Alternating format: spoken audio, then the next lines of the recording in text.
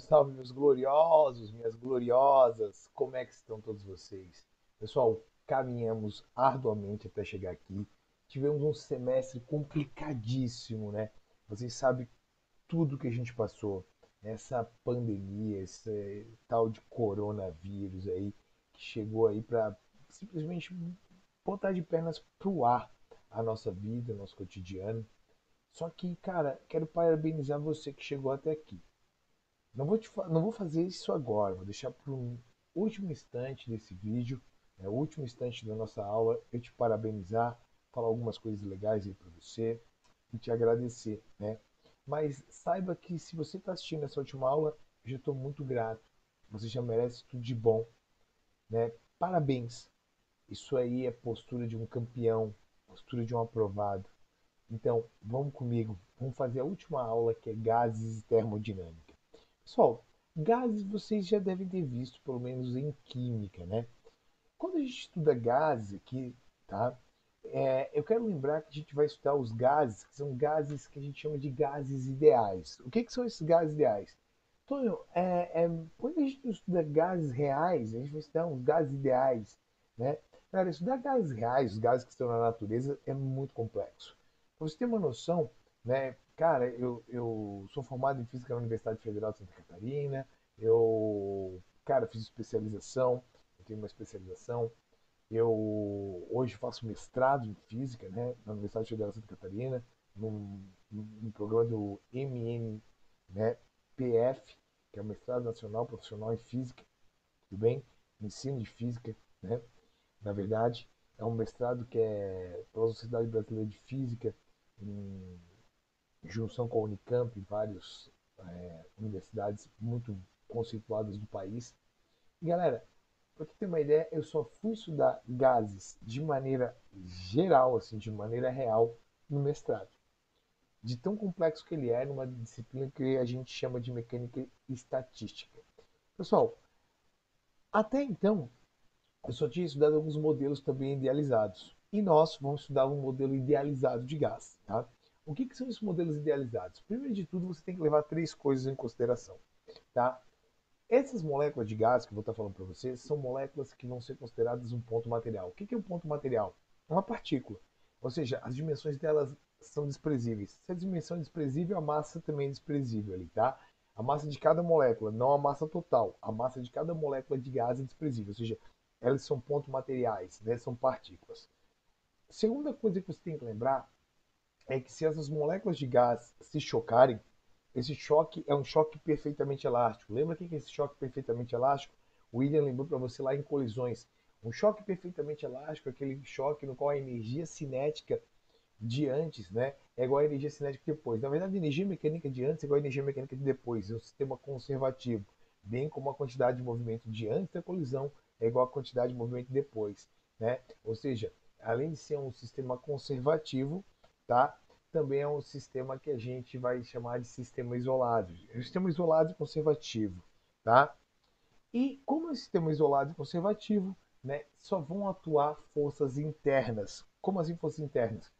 Se eu tenho um cilindro de gás aqui, ó, tá? Se eu tenho um cilindro de gás e aqui dentro estão as moléculas de gás, tá? E aqui dentro estão as moléculas de gás, só vai acontecer choque entre moléculas com moléculas, tá? E moléculas e recipiente. E esses choques são sempre perfeitamente elásticos, tá? E a quantidade de movimento sempre vai se conservar. Então vamos seguir aqui, ó, com bastante amor, com bastante carinho aqui. E vamos que vamos. Olha só, como a gente vai estudar os gases ideais, né?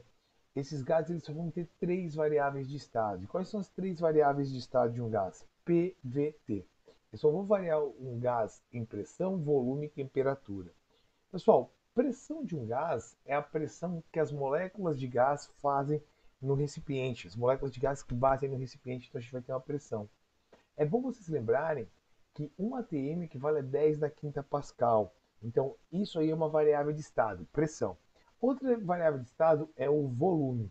Lembrem que o volume de um gás é sempre o volume do recipiente. Se eu pego um certo número de mols e boto num recipiente de 5 litros, o volume daquele gás é 5 litros. Se eu pego o mesmo número de mols e boto num recipiente de 10 litros, o volume do gás é 10 litros. Tá? Então, volume é outra variável de estado. Então, é bom vocês lembrarem também que 1 metro cúbico é a mesma coisa que 1.000 litros, tudo bem?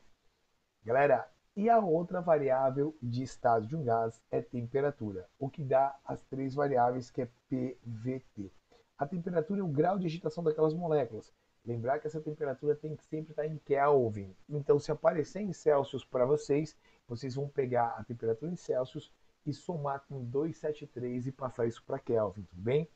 Então, aqui a gente tem as três variáveis de estado de um gás: pressão, volume e temperatura. São as únicas coisas que podem variar no gás, que a gente chama de gás ideal. Como a gente vai estar em gás ideal, as únicas coisas que vão variar são pressão, volume e temperatura. PVT, tudo bem? E aí teve um cara que relacionou essas três variáveis de estado, que é um cara chamado de Clapeyron. Ele fez aquela famosa equação do padre voador não retorna à Terra, né? Ou seja, PV igual a nRT, né? Onde P é pressão, tá? V é volume e T é temperatura. Toninho, o que é o N? O N é número de mols. O que é o número de mols? É a massa da substância dividido pela massa molar. Então é a massa dividido pela massa molar. A massa dividido pela massa mol, tá? Então, e o R? O R é a constante dos gases perfeitos. Pessoal, isso aqui vocês não precisam se preocupar, tá? No sistema usual ela é 0,082 atm litros por mol Kelvin e no sistema internacional é 8,31 joules por mol Kelvin. Então, tu decorou? Decorei, mas eu trabalho com isso. Vocês não precisam decorar, tá? Então, o N é número de mols e o R é uma constante. Então, ambos aqui sempre vão ser valores constantes para vocês, né? O número de mols é a massa dividida pela massa molar lá da química. Então, aqui já tem um exercíciozinho para a gente, né, ir treinando, que fala o seguinte, ó. As variáveis que podem definir os estados possíveis para um mol de gás ideal são... Galera, variável de estado de um gás é sempre PVT, pressão, volume e temperatura. No caso aqui vai ser temperatura, pressão e volume, letra C de sensacional resposta, tá? E aí, como eu só posso variar pressão, volume e temperatura, olha o que eu vou ter aqui, ó. Aqui eu vou ter um gás que ele vai estar no estado 1. Então ele vai ter uma pressão 1, volume 1, temperatura 1. Aqui eu vou ter esse mesmo gás, eu só variei ele aqui em pressão, volume e temperatura. Eu posso ter variado os três, né? Quando eu comprimir, varia volume, que varia a pressão, que altera a temperatura. Então eu vou botar aqui, ó, PV igual a nRT, só que é P1V1T1, e aqui é P2V2T2, tá? Só que, ó, o T1 estava aqui. Eu isolo o T1, porque o NR que eu tenho aqui é igual ao NR que eu vou ter aqui. Aqui eu vou ter a mesma coisa, ó. P2V2T2 é igual a NR. Esses NRs aqui, ó, eles são iguais, tá? Esses NRs aqui, eles são iguais. Então eu vou ter que P1V1T1 é igual a P2V2T2. Piviti Povotó. Essa aqui é aquela famosa, né, lei geral dos gases perfeitos. A equação geral dos gases perfeitos, né, P1V1T1 é igual a P2V2T2, que vocês usam lá na química, e a gente só está revendo agora aqui, tá, na física para a gente ajudar. E é importante que a gente saiba fazer algumas transformações. Tem algumas transformações. É óbvio que eu posso transformar pressão, volume e temperatura, mas eu também posso transformar, né, pressão e volume e deixar a temperatura constante. Quando eu tiver uma transformação que eu vou estar deixando a temperatura constante, eu vou chamar essa transformação de transformação isotérmica. Olha só aqui, ó, iso, o prefixo é de igual, térmicos, temperatura. Então, numa transformação isotérmica, vão variar a pressão e volume e o que vai se manter constante é a temperatura. Galera, então olha só, como que se mantém constante a temperatura? Eu vou fazer essa parte aqui, ó, piviti povotó. Galera, a temperatura de um é igual à temperatura de 2. Como eu fiquei com essa igualdade, se vocês fizerem as substituições aqui para alguns pontos, vocês vão ver que a curva de pressão por volume vai sempre dar isso aqui. Isso aqui é o que eu chamo de isoterma, né? Que simboliza pivi povó. Todos os pontos nessa isoterma vão ter a mesma temperatura. Todos os pontos na isoterma vão ter a mesma temperatura, tá? É uma isoterma, todos os pontos têm a mesma temperatura. Isso aqui também é conhecido como lei de Boyle e Mariotti, tudo bem?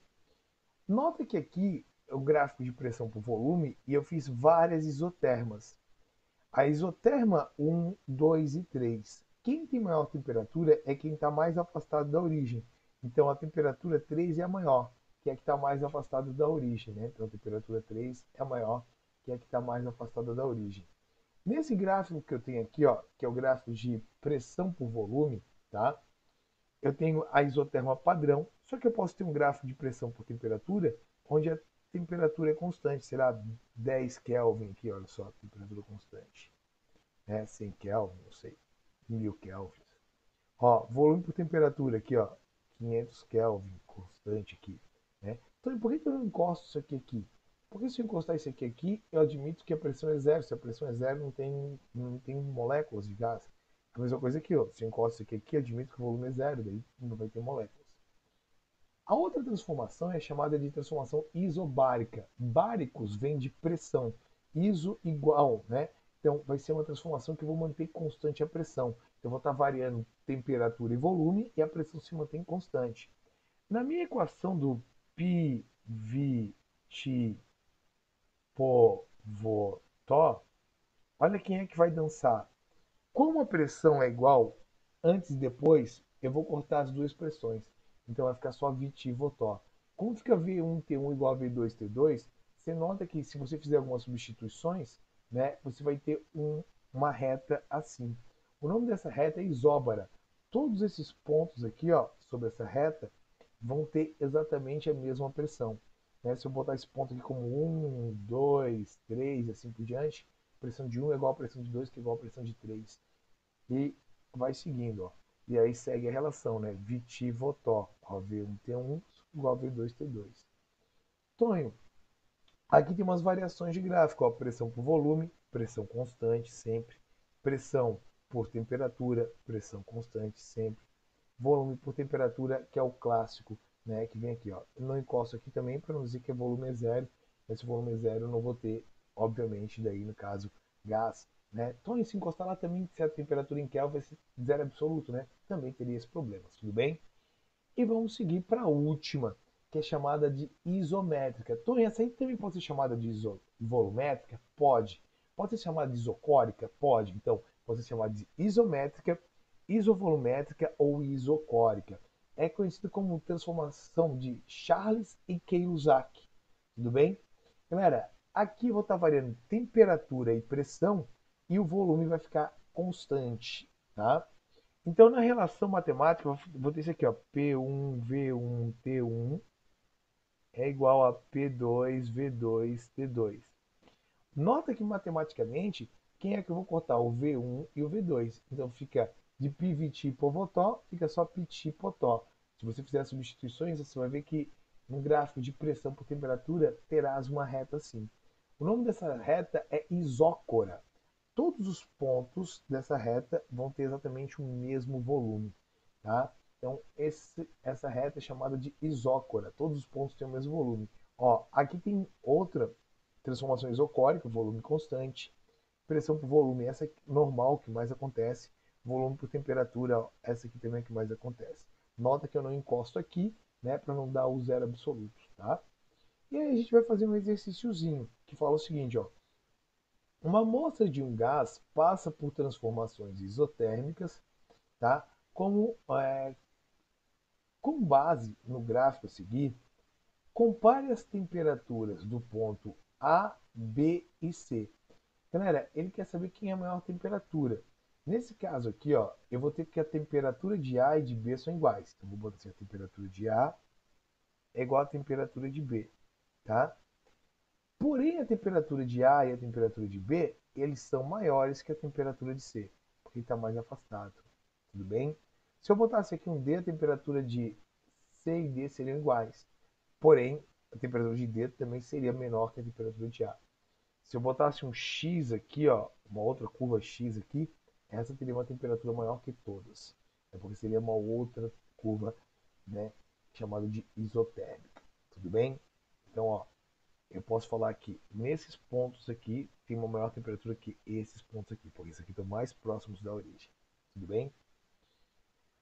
Galera, ó, um gás ideal contido num recipiente dotado de êmbolo móvel descreve um ciclo térmico, como mostra esse gráfico que a gente tem aqui, ó. Processo A e D. E entre o processo entre A e D e o processo entre C e B são isotérmicos.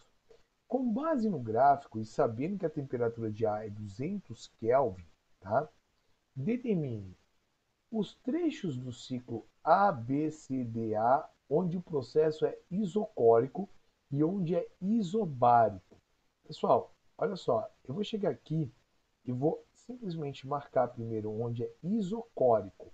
Isocórico é onde eu tenho volume constante. E é esse processo aqui, ó, CD. Né? CD é isocórico. Então posso botar aqui, ó, CD é isocórico. É um processo isocórico que vai ter volume constante. Tonho, e onde é que eu tenho um outro processo que é o processo isobárico, que é um processo de pressão constante? Aqui, ó, BA. Né? BA é um processo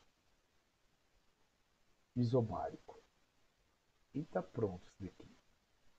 Tinha uma alternativa B, mas eu adaptei ela, só pedi essa primeira, porque a segunda dava uns cálculos grandes, né? A gente tem que ser um pouquinho mais acelerado aqui nessa parte de cálculo. A gente agora vai adentrar a termodinâmica. Então, o que é termodinâmica? É a parte da física que vai transformar o calor em trabalho. Então, vou ter que transformar todas as ideias de energia na forma de calor em movimento, em trabalho. Basicamente isso, tá? Galera, essa aqui é a primeira máquina termodinâmica que a gente tem, né? Que é a máquina de Alexandria. Como é que funciona isso aqui? Tem uma caldeira aqui, né? Onde eu boto carvão, esquento uma água, o vapor da água vem aqui. Essa bola aqui é uma bola oca, onde eu tenho canudos que fazem um L. Eles empurram o ar empurra a bola e ela gira. Ou seja, eu transformo calor, quantidade de calor Q, em movimento. Ou seja, trabalho. Transformo quantidade de calor em trabalho. E isso aqui é a ideia de termodinâmica. Tá? Uma coisa que eu acho muito importante para vocês entenderem é que eu nunca vou, por exemplo, aqui eu estou dando 1000 joules de energia. Vou botar 100 joules para ficar mais estético. E eu vou ter trabalho aqui, ó, 30 joules. Você vai pensar assim, Tony, onde é que tem os outros 70 joules? Os outros 70 joules, eles foram usados para agitar essas moléculas aqui de vapor de água. Ou seja, para eu ter a energia interna do gás. A energia interna de um gás seria o somatório da energia cinética desses gases, né? A única coisa que altera, isso aqui é muito importante, anota isso aqui. A única coisa que pode alterar a energia interna de um gás é a sua temperatura. Então, olha só, eu aumento a temperatura, eu aumento a energia interna de um gás. Eu diminuo a temperatura, tá? Eu diminuo a energia interna de um gás. Então, a energia interna de um gás, tá? Ela vai estar extremamente ligada com a temperatura. A única coisa que altera a energia interna de um gás é a sua temperatura. E para um gás monatômico, né? Um gás monatômico, apenas um átomo, a gente calcula a energia interna da seguinte maneira. Né? A variação de energia interna é 3 meios de N, que é o número de mols. Tá? Esse N aqui é aquela massa da substância dita pela massa molar. O R, que é constante, geralmente 0,082 atm litros por mol Kelvin. E aqui a variação de temperatura. Nota que o aumento da temperatura faz com que a gente aumente a energia interna. A diminuição da temperatura faz com que a gente diminua a energia interna. Tranquilo? De boa isso aqui? Então, ó, sempre lembrar, esse nRT, lembra da equação de Clapeyron? Do padre voador não retorna à Terra? nRT é a mesma coisa que PV. Então é comum que às vezes a gente bote assim, ó, que U, energia interna, é 3 meios de PV, que é a mesma coisa, isso aqui é PV, né? E olha só, então lembra aqui, ó, se a energia interna aumenta, ou seja, é positiva, eu vou ter um aumento na temperatura. Ou seja, PV também aumenta, pressão e volume aumentam. Se a energia interna diminui, tá? Significa que eu vou ter uma diminuição na temperatura. Então pressão e volume também diminuem. Galera, se eu tiver uma transformação daquele gás, aquele gás tiver uma transformação do tipo isotérmica, né? Eu vou ter o quê? Eu vou ter que a energia interna não vai se alterar, né? T1 é igual a T2. Então P1V1 é igual a P2V2. Então olha só, isso aqui é a coisa mais importante. A única coisa que vai alterar a energia interna de um gás, né, é a sua temperatura. O aumento da temperatura aumenta a energia interna. A diminuição da temperatura diminui a energia interna. Toda vida que eu tiver transformação isotérmica, a energia interna é zero. A gente vai ter ΔU igual a zero. Então, uma transformação isotérmica,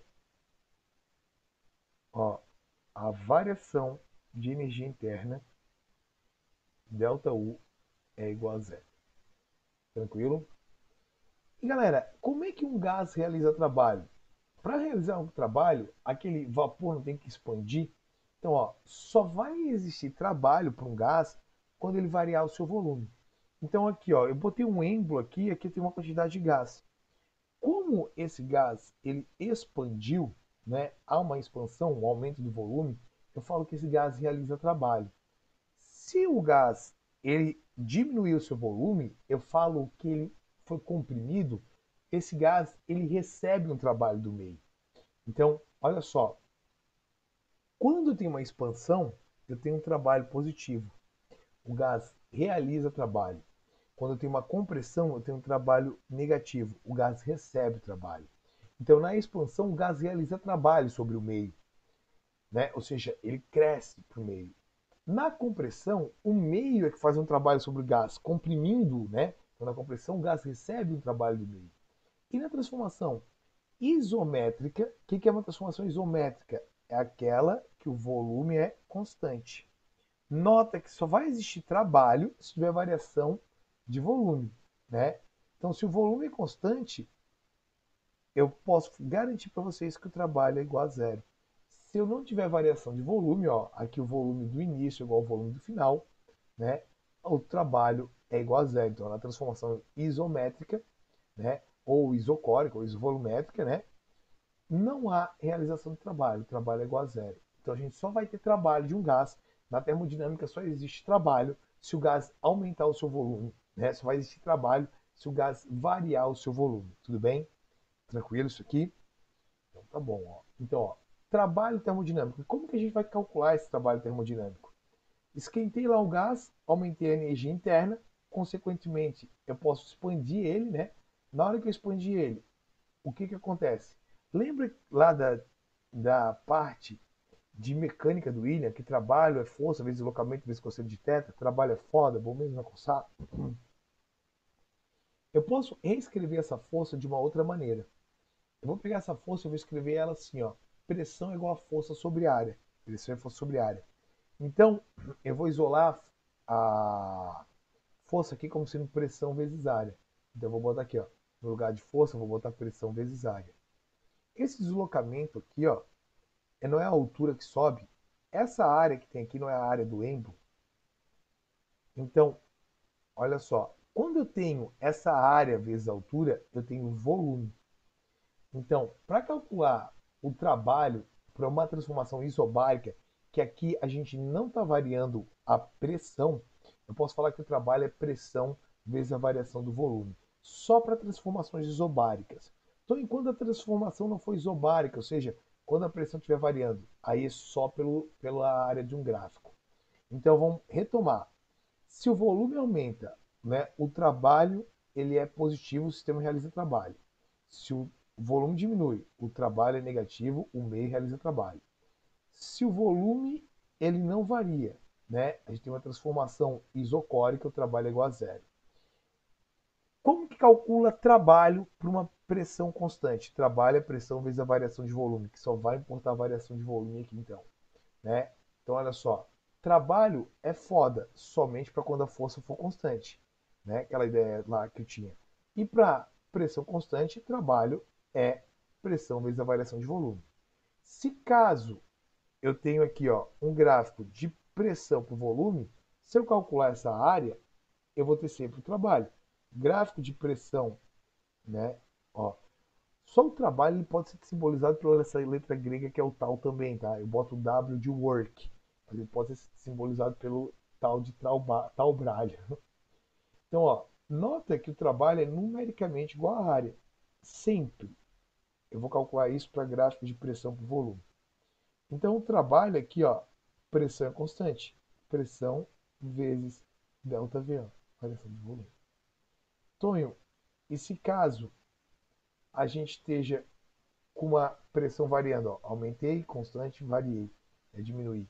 Então, é só lembrar que o trabalho é numericamente igual à área. Então, nunca esqueçam disso, tá? Trabalho para pressão constante, pressão vezes a variação de volume. Quando a... Tonho, mas como é que eu vou saber quando a pressão não é constante? Obviamente vai ter um gráfico, né? Então, ó, trabalho termodinâmico para pressão variável, sempre vai ter que aparecer um gráfico e o trabalho é a área abaixo do gráfico. Pode acontecer de ter trabalhos cíclicos. Como assim trabalhos cíclicos? Por exemplo, aqui, ó, eu tenho um, um gás que sai de um ponto, ele sofre daqui para cá uma expansão. Tony, como é que está vendo uma expansão aqui ó, de A para B? O volume aumenta, esse gás tem uma expansão de A para B, porque esse volume ele está aumentando. Então, de A para B, o volume aumenta. De B para C, ele não realiza trabalho, o trabalho é zero. Né? De C para D, né, o trabalho é negativo. E de D para A, o trabalho é zero. Então, isso aqui ficou um ciclo fechado. Num ciclo fechado, como é que eu calculo o trabalho? Eu vou calcular o trabalho fazendo a área interna da figura. Então, olha só. Para um ciclo fechado, o trabalho é a área interna da figura. Tudo bem? Então, quando não for fechado? Quando não for fechado, é a área abaixo. Né? E tem que sempre notar o seguinte, ó. Quando que eu vou saber que o gás está expandindo? Por exemplo, sai de A para B, vai ter uma setinha. O volume aumentou, é uma expansão. Se fosse de B para A, voltaria, uma compressão. Tudo bem?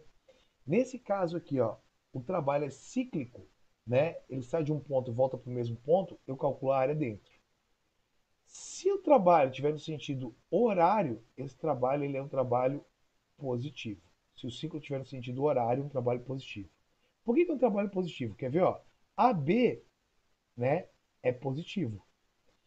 BC, BC é zero, né? Então BC é zero. CD é negativo. Então eu pego todo esse positivo e retiro só isso aqui, ó. Retiro só isso aqui, ó. Que vai estar aqui embaixo. Então vai ficar só a área de dentro, ó. Então é muito simples, ó. Fica só a área de dentro. Aí eu tenho, no sentido horário, um trabalho positivo. E se for no sentido anti-horário, nota, ó. Se for no sentido anti-horário, o trabalho é negativo. Porque nesse caso aqui eu vou ter ó, BA, uma compressão. Né? AD, olha só, o trabalho é zero. BC, o trabalho é positivo, que é uma expansão. CB, o trabalho é zero. Então, se eu for trabalhar isso aqui, ó, o trabalho negativo é maior. Aí aqui é zero, aí aqui é o positivo. Ó. Então, se eu for pegar isso aqui, eu só vou retirar essa parte aqui que é o positivo. Vai ficar negativo maior. No sentido anti-horário, né? Se é um trabalho cíclico, ele é negativo. E vamos lá então aqui, ó. Um gás em uma câmara fechada passa pelo ciclo termodinâmico representado no diagrama de P por V da figura. O trabalho em joules realizado durante o ciclo é. Eu quero calcular o trabalho para esse ciclo, então basta calcular o trabalho aqui dentro. Ó. Trabalho é numericamente igual à área de dentro do ciclo. Então o trabalho vai ser o quê? Base vezes altura sobre 2. A base vai de 1 a 4, é 3. É 3 vezes a altura de 10 a 30, é 20, sobre 2, né? Então isso aqui vai ficar quanto? Ó? Vai ficar 30 joules. Só que isso aqui está no sentido anti-horário. Então é menos 30, né? Porque está no sentido anti-horário. Tudo bem? E vamos fazer esse exercício aqui, ó. Tá? Eu vou montar para você, a gente não ter tanto tempo, né? A gente não usar tanto tempo e você calcula o resto, pode ser? Então aqui, ó. Uma bexiga vazia tem volume desprezível. Cheia, o seu volume pode atingir 4 vezes 10 a menos 3 metros cúbicos. O trabalho realizado pelo ar para encher essa bexiga a temperatura ambiente realizado contra a pressão atmosférica, no lugar onde o seu valor é constante e valendo 1 vezes 10 na quinta pascal, é no mínimo D. Então, olha só, o que a gente vai fazer aqui? Ó? Vai usar aqui trabalho, ele é pressão pela variação do volume, tá? Então, ó, eu posso pegar aqui, ó, uma bexiga vazia tem um volume desprezível, vou botar aqui trabalho é pressão, que é 1 vezes 10 na quinta, vezes a variação do volume, né, que é o volume final, que é 4 vezes 10 a menos 3, vezes, né, aqui, como ela tem um volume menos, no caso, como o volume desprezível é zero, então eu vou botar aqui, isso aqui vai ficar 4 vezes 10 na 2. Né? Então o trabalho seria 400 joules. Eu ia montar só, mas eu acabei me emocionando. E vamos para a nossa querida primeira lei da termodinâmica. Pessoal, como é que funciona essa ideia de primeira lei da termodinâmica? Né? A primeira lei da termodinâmica consiste em fazer o quê? Você nota que eu estou dando uma quantidade de calor aqui, ó, com a queima desse querosene, que faz eu expandir um gás e girar isso aqui, ó. Então eu vou ter que quantidade de calor faz eu agitar o gás que eu tenho aqui, é uma energia interna, e gerar trabalho. Q é igual a ΔU mais trabalho. Isso aqui é o princípio da conservação da energia. Olha que interessante que eu tenho aqui, ó. Então, eu estou dando uma quantidade de calor. Vamos supor que eu esteja dando aqui 1000 joules, tá? De 1000 joules, esse cara vai fazer uma força, vai levantar aqui e vai ter um trabalho de 200 joules, tá? Para onde foram os outros 800 joules? A gente vai lembrar aqui, ó, Q é a quantidade de calor cedido, né? ΔU é a variação de energia interna e o W ali é o trabalho, né? Então vou ter aqui, ó, que Q é 1000, o ΔU é onde eu dissipei o resto da energia, mais o trabalho que é 200. Então, o ΔU é igual a quanto? 800 joules. Esses 800 joules só foi para agitar as moléculas ali a ter trabalho. É um princípio da conservação de energia. Nota que se eu dei 1000, a soma dos dois aqui tem que dar 1000 também. A gente não vai perder energia, a gente está transformando essa energia. Então, olha só, que fala o seguinte, que a quantidade de calor é igual a ΔU mais trabalho, que seria o princípio de funcionamento, lá, por exemplo, do teu carro, né? Bota a quantidade de gasolina, a queima dessa gasolina, né? Agita as moléculas, né? A combustão, né? Óbvio que o teu motor vai esquentar, vai ter todo aquele agito, então esse ΔU aqui, né? Ele não vai ser, essa quantidade toda de energia que tu deu, não vai ser totalmente transformado em trabalho. O que é trabalho? Movimento para as rodas, né? Um pouco vai ser dissipado. Então é isso que a gente vai ter. E pessoal, uma coisa que a gente tem que ficar antenado para a primeira lei da termodinâmica é o seguinte: o que cada transformação vai afetar na primeira lei da termodinâmica? Se eu tiver uma transformação isotérmica, né, para aquele gás ali, na hora que eu estiver variando, para uma transformação isotérmica, o que a gente afeta na primeira lei da termodinâmica? Q é igual a ΔU mais trabalho, tá? Então, isotérmica é que a temperatura é constante. T constante. Desses caras aqui, quem é que é afetado pela temperatura? Tu lembra? É o ΔU. Se o T é constante, ΔU é igual a zero. Isso aqui, hipoteticamente, ficaria dessa forma. Ó, que Q é igual a trabalho. Toda energia seria transformada em trabalho. Então, ó, portanto, a variação da energia interna ΔU de um sistema termodinâmico é o resultado do balanço energético entre Q, né, quantidade de calor trocado, e trabalho envolvido. Então, se o ΔU é maior que zero, a temperatura aumenta, o sistema esquenta. Se ΔU é igual a zero, a temperatura é constante, né, a transformação é isotérmica, que é o que eu botei aqui. Se ΔU é menor que zero, T diminui, o sistema esfria. Isso aqui seria uma transformação hipotética, tá? Não aconteceria na vida real. Agora, o trabalho, eu vou botar aqui, ó, para a primeira lei da termodinâmica, Q é igual a ΔU mais trabalho. O que, que tem a ver com trabalho aqui, galera? Né? O que, que eu poderia usar para afetar o trabalho? O trabalho só é afetado se eu tiver uma transformação o quê? Iso, opa, deixa eu pegar uma cor legal, né? Isométrica. Se eu tiver uma transformação isométrica, eu vou ter que meu ΔV igual a zero. Se o ΔV é igual a zero, Q é igual a ΔU mais trabalho. Esse trabalho vai para zero, Q é igual a ΔU. Isso aqui é comum acontecer. Toda energia é usada só para variar. Né? Todo calor cedido para o sistema é usado só para variar a energia interna. Então, toda vida que o trabalho é maior que zero, o volume aumenta, né? E o sistema realiza trabalho. Trabalho igual a zero é uma transformação isocórica, né? Ou isométrica ou isovolumétrica. Trabalho menor que zero, né? Pelo tal, volume diminui, né? O sistema recebe trabalho. Galera, e esse Q aqui, ó? Pode acontecer desse Q estar em função. O Q é igual a ΔU mais trabalho. Pode acontecer de a gente ter a transformação chamada de adiabática.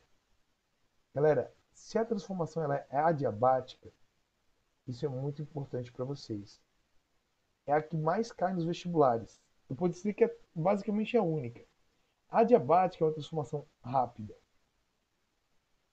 Ela é uma transformação rápida e como ela é rápida, ela não troca calor com o meio. Não troca calor com o meio. Devido a ela ser muito rápida, não troca calor com o meio. Então, Q é igual a zero. Nesse caso aqui, ó, o Q ele vai para zero. Então, eu posso ter um ΔU positivo igual a trabalho negativo, ou um ΔU negativo igual a trabalho positivo. E isso aqui a gente já vai analisar agora. Ó. Q maior que zero, né, o sistema recebe calor. Q igual a zero, o sistema não troca calor, é uma transformação adiabática. Q menor que zero, o sistema cede calor para o meio. Quando eu tenho, né, que o meu Q ele é igual a ΔU mais trabalho, tá? E é uma adiabática, vou escrever aqui a adiabática, toma muito cuidado agora com o que eu vou falar, isso aqui é muito importante, tá? E é uma adiabática, isso aqui é o que mais cai no vestibular. Esse Q foi para zero, tá? Esse Q foi para zero e eu escolhi agora que esse ΔU ficou negativo. Menos ΔU é igual a mais trabalho. O fato desse trabalho ter ficado positivo significa que o meu gás na transformação está expandindo. Como se eu tivesse um spray em aerosol. Quando você pega o spray em aerosol e faz... Psss, galera, aquele spray, ele vai sair quente ou gelado? Vai sair gelado. Né? Na expansão, o que, que eu tenho que olhar? Em uma expansão adiabática, olha só, eu tenho um abaixamento da temperatura, porque ΔU é negativo. Se ΔU é negativo, eu abaixo a temperatura. Olha só que legal. Realmente ele vai ser gelado. Agora, aqui eu tenho uma bola de futebol, né? Adiabático. De novo, ó. Adiabático. Que é igual a ΔU mais trabalho. Só que nesse caso aqui, o que está acontecendo? O Q vai para zero. Eu vou botar que esse ΔU agora, no caso, é positivo, mais ΔU é igual a menos trabalho. Pessoal, se eu tenho esse trabalho negativo, significa que o gás está sofrendo uma compressão. Galera, quando eu sofro uma compressão, já pegaram encheram uma bola, o bico da bola fica quente ou frio? Quente. Porque olha só, o ΔU fica o quê? Positivo. O fato de ΔU ficar positivo aumenta a temperatura. Então, é uma compressão adiabática aumenta a temperatura. E uma expansão adiabática, como do vidro de aerosol, diminui a temperatura. E isso aqui é importantíssimo, que é o mecanismo, né, de refrigeração da tua geladeira. Olha como é que funciona. Atrás da tua geladeira, aqui nessa serpentina que eu tenho aqui, ó, é quente ou frio? Quente. Sabe por que que é quente? Aqui eu tenho um gás, né, um gás de refrigeração, tá? E aqui eu tenho um compressor. Eu quero que vocês notem o seguinte, aqui, tá? É como se eu tivesse, na verdade, eu tenho um ponto de confluência aqui, ó, que na hora que ele vai subindo, aqui é como se eu tivesse uma válvula já, tá? Vamos supor que ele tivesse uma válvula aqui, ó. Tudo bem? Ele tem uma válvula aqui, ó. Beleza? Aqui é a válvulazinha. Eu boto esse gás aqui, ó. E eu vou botando esse gás aqui. Na hora que eu vou botando esse gás aqui atrás da geladeira, quente ou frio? Quente. Porque atrás da geladeira, esse compressor faz o quê? Ele comprime o gás. A válvula segura. Quando comprime, né? Quando comprime, o ΔU é positivo. Então aumenta a temperatura. E o trabalho, ele é negativo. Cara, a válvula segura, segura, segura, até que ela pega e cede. Na hora que ela cede, esse gás aqui, olha só o espaço que tem. O gás vem expandindo, ó, e passa por todo isso aqui, por todo o refrigerador. Na hora que o gás expande, olha só, na hora que o gás expande aqui dentro, eu tenho o quê? Eu tenho a diminuição da temperatura. Porque na expansão, o que que a gente tem? Ó? Q é igual a ΔU mais trabalho. Esse Q é zero. Na expansão, eu tenho que o trabalho tem que ser positivo e o ΔU tem que ser negativo. Se o ΔU é negativo, a temperatura diminui, que é o processo de refrigeração. O processo de um refrigerador funciona assim: expansão e compressão. Por isso que atrás da tua geladeira é quente, que é onde fica a serpentina comprimida, e dentro no congelador é frio, que é onde ela fica a expansão. A expansão. Esse é o processo de refrigeração. Sempre com compressor e com essa válvula aqui. Aqui tem uma válvula, tá? Vou até apagar para você ver a válvula que estava em amarelinho. Essa válvula que segura. Muito bacana, né? Olha só que legal. Esse gráfico aqui é o gráfico de uma adiabática. Olha só, nota que coisa interessante que eu tenho nesse gráfico de adiabática aqui, ó. A diabática, ela sempre vai operar entre duas isotermas. Ela é uma transformação rápida que opera entre duas isotermas. O trabalho de uma diabática é sempre a área abaixo do gráfico, óbvio. Mas olha só, olha que legal. Se eu tenho aqui um ponto A para B, se daqui para cá aumenta o volume, na hora que aumenta o volume, quem é que tem temperatura? Aumentou o volume, expande, não expande? A para B aumenta o volume, expande. Se eu tenho a expansão, né, o trabalho é positivo.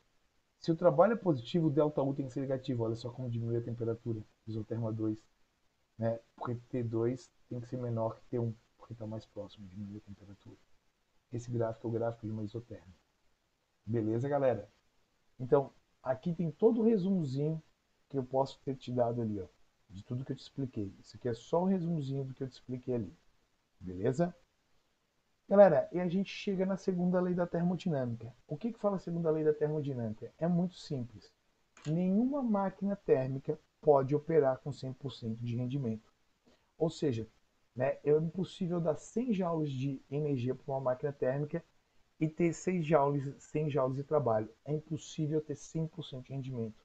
Eu nunca vou ter 100% de rendimento. Em outras palavras, né, o calor nunca vai fluir espontaneamente do corpo de menor para o corpo de maior temperatura. É impossível ter 100% de rendimento. Esse é o enunciado da segunda lei da termodinâmica. E aí a gente vai aplicar um negócio chamado de máquinas térmicas. A máquina térmica, ela funciona da seguinte forma, né? Eu vou ter aqui o protótipo de uma máquina térmica que é igualzinho à primeira lei da termodinâmica, tá? Basicamente, ela funciona operando a segunda lei da termodinâmica e a primeira. O que é a fonte quente? Da onde eu retiro energia. Então, eu vou botar aqui, fonte quente, da onde eu retiro energia. Eu retiro energia daqui, por exemplo, se for um carro, é a combustão lá da gasolina, o combustão. Né? Essa combustão faz eu girar o cilindro, faz eu mexer aqueles cilindros, que é o trabalho. Tá? Mas nem tudo vira trabalho. Um pouco vai para a fonte fria, que não necessariamente tem baixa temperatura, que é tipo o calor dissipado no motor, que é o barulho, né? Então vai para a fonte fria, QF, fonte fria. E aí, o que, que eu posso falar aqui? Ó? O trabalho aqui seria o quê? Seria calor da fonte quente menos calor da fonte fria. Às vezes, se eu quero calcular o rendimento de uma máquina térmica dessa, rendimento seria o quê? Seria energia útil para energia total. É sempre o útil pelo total. Quem é o útil aqui, galera? Só dá uma olhadinha. Nesse caso, o rendimento, quem vai ser o útil? O útil é o trabalho. Então, o rendimento é trabalho dividido pelo total, que é o calor da fonte quente. E aí, respeitando a segunda lei, rendimento tem que ser sempre menor que 1. Menor ou igual? Não. Menor que 1, para não ser 100%. Se eu quisesse, eu poderia abrir esse trabalho aqui, ó, rendimento. Assim, o que é trabalho? É QQ menos QF sobre QQ, né? Então, eu poderia calcular e falar o seguinte, que rendimento poderia ser também, ó, QQ sobre QQ dá 1, menos QF sobre QQ. Ou seja, boto tudo ali, ó, né? O rendimento é basicamente isso, calor da fonte fria sobre calor da fonte quente, que eu botei aqui para você. Rendimento de uma máquina térmica. Ó, que é basicamente o que eu tenho isso aqui, ó. A gasolina, o calor total, essa explosão, só que nem tudo vai fazer girar esse pistão. Um pouco disso aqui, né, é dissipado em calor, dissipado em barulho, tá? Ó, um pouco dessa explosão aqui que eu tenho aqui, ó, aqui tem a vira brequim, né? A vela que explode, um pouco dessa explosão, energia total é a explosão, tá? O trabalho seria girar esse vira brequim, mas nem todo o trabalho que tem, nem toda essa explosão vai fazer eu ter isso aqui, ó, esse movimento. Um pouco é dissipado em calor aqui para o ambiente, né? E a gente vai fazer esse exercício aqui, ó. Um motor a vapor realiza um trabalho de 12 kJ quando lhe é fornecido uma quantidade de calor igual a 23 kJ. Qual a capacidade percentual que o motor tem de transformar energia térmica em trabalho? Então, ele quer saber o rendimento. Eu vou pegar o trabalho, né? O que é trabalho? Trabalho é 12.000 joules, né? Pelo calor da fonte quente, que é 23.000, vou dividir isso, né? Vai ficar 0,5217. Vou multiplicar por 100% e vou achar o rendimento em porcentagem, tá? Que está aqui em porcentagem. E por último, a última coisa que a gente vai falar é o tal ciclo de Carnot. Ciclo de Carnot, idealizado por Nicolas Sadi-Carnot, engenheiro francês, é um ciclo que vai ter máximo rendimento, só que esse rendimento não é de 100%. Esse ciclo de Carnot ele opera entre duas isotérmicas e duas adiabáticas, e ele sempre vai ter o máximo rendimento, mas não é 100%. Então, olha só, entre AB eu vou ter uma expansão isotérmica, BC uma expansão, porque o volume aumenta, adiabática, CD uma compressão isotérmica, DA uma compressão adiabática, porque o volume diminui. Então ele opera entre duas isotérmicas e duas adiabáticas. O trabalho pode ser essa área aqui do meio, mas a gente não consegue calcular essa área do meio porque precisa de integral. A gente tem que saber que o trabalho é dado pela área do meio. Posso usar a relação que a temperatura da fonte fria, essa aqui que seria TF, ó, pela temperatura da fonte quente, que seria essa daqui, é igual calor da fonte fria por calor da fonte quente, né? Nesse caso aqui a gente poderia botar, tá? T2 sobre T1 é igual a Q2 sobre Q1, né? Que é a nossa relação. E apenas para ciclos de Carnot eu vou ter o rendimento que é 1 menos TF sobre TQ, temperatura da fonte fria sobre temperatura da fonte quente. Nesse caso, poderia botar T2 sobre T1. Tudo bem? Então, aqui está o nosso ciclo de Carnot, que é um ciclo de máximo rendimento, mas não chega a 100%. Vou responder algumas questõezinhas para vocês que são importantes, que revisam termodinâmica, e aí acabamos. Desculpa a aula muito longa hoje, né? Que faltava os detalhes e eu não quis pular nada com você. A primeira lei da termodinâmica é uma afirmação do princípio geral da conservação de energia? Sim, é importantíssimo, eles sempre vão perguntar isso. Em um processo cíclico, a energia interna do sistema apresenta variação nula? Sim, se ele sai de um ponto e volta para o mesmo ponto, a temperatura é a mesma, então a energia interna, a variação de energia interna é nula. Nenhuma máquina térmica pode apresentar um rendimento superior a de uma máquina de Carnot operando entre as mesmas temperaturas, correto.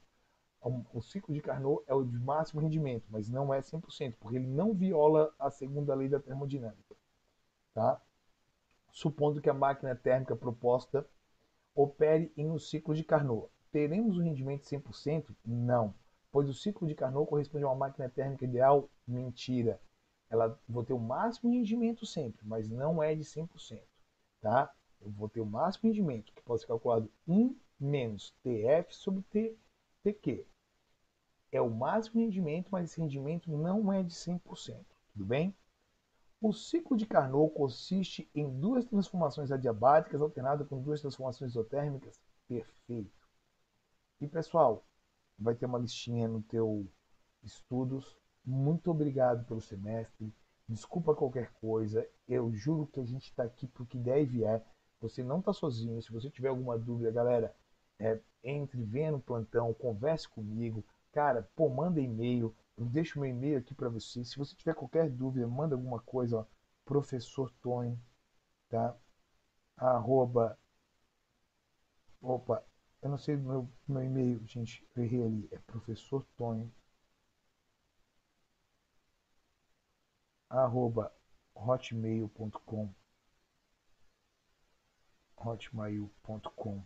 Galera, manda qualquer dúvida que vocês precisarem, manda qualquer coisa que vocês precisarem, não se sinta só. Pessoal, tamo junto, obrigado. Eu sei que a gente teve um semestre dificílimo, ainda mais para você que é do SEMI, né, que teve, pô, os vestibulares aí cancelados, teve várias coisas. O pessoal da UDESC vai ter aquela vibezinha ainda aí do processo seletivo. O pessoal da CAF não apetece, o pessoal da UFSC também não apetece. Vai dar tudo certo para vocês. Deixo aqui meu carinhoso abraço para não demorar mais. Só tenho a agradecer, pedir desculpa por qualquer coisa e dizer que vocês foram sensacionais. Vocês moram aqui no meu coração. Qualquer coisa que precisar, me fala, tá bom? Valeu, galera. Beijão para todos, hein? Tchau, tchau.